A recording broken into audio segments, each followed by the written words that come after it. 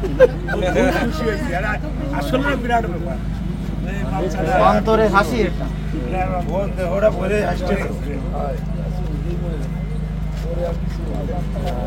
খুব খুশি আছে। ওই আনন্দ যাবো জিসান, আমি আবার আসবো দেখা করতে, ঠিক আছে? ভালো থেকো। বিরাট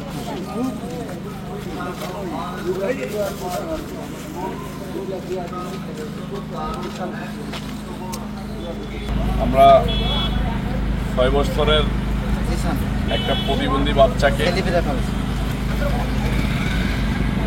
6 বছরের একটা প্রতিবন্ধী বাচ্চাকে একটা হুইল চেয়ার দিলাম।